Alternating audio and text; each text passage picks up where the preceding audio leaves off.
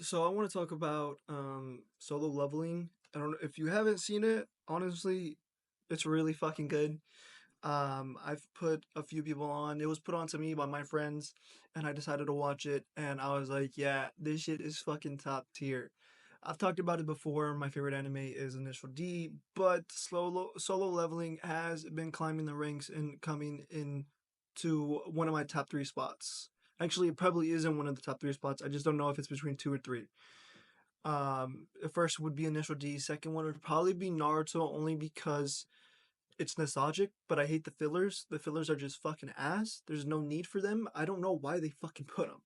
I get it, or I get why they put them because they were out of, I think, manga material. I'd assume because that was the same thing with Black Clover. That's why they stopped making the anime because they didn't want to throw in filler while they were still writing the manga. So I'd assume that'd be the same thing with Naruto. Anyway, and then third would probably be Solo Leveling, or it'd be just flip between them two, Naruto or Solo Leveling. I don't know. I don't care. Uh, two and three are kind of like the same, I guess. But Solo Leveling is very action packed. It's not really. It doesn't add a lot of comedy into it, but when there is, it's not terrible. It's not bad. Um, and also um the way that they progress, the character progression for the main character is fucking, is just awesome. I'll talk a little bit about season 1, but I won't really share any spoilers about season 2 if you haven't seen it. If you haven't seen any of the anime, I suggest you go watch it. If you haven't seen any of season 2, go watch season 2. It's fucking good. So in season 1, we start off with them telling us about these dungeons that open, and there's magic beasts, and how some people gain magic powers, and they were determined the skill by a lettering system.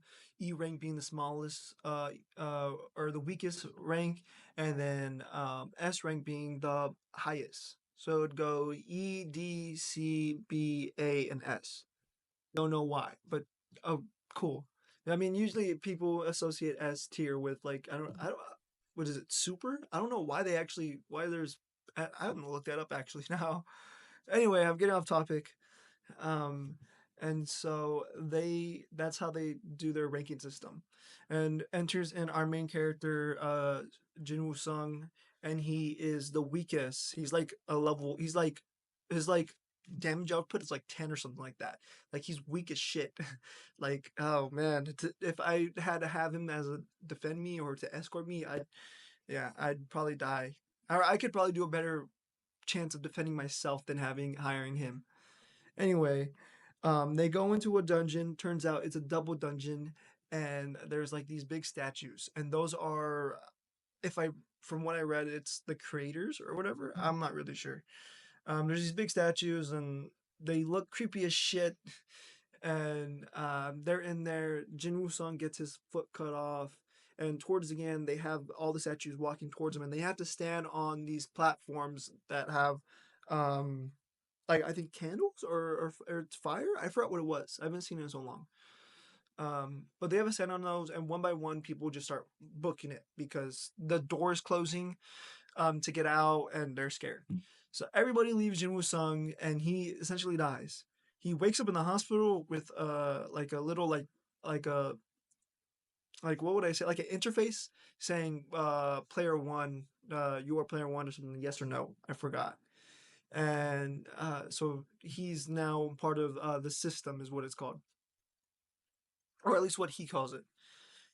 He ends up finding out that he could get this elixir of life, which can heal anybody. So the reason why he's, even though he's a weakest hunter, the reason why he's a hunter is because he has to support his family, because his dad is out of the picture, and his sister is isn't old, really old enough. She's still in school, and his mother is in this state called eternal sleep, which basically is a coma.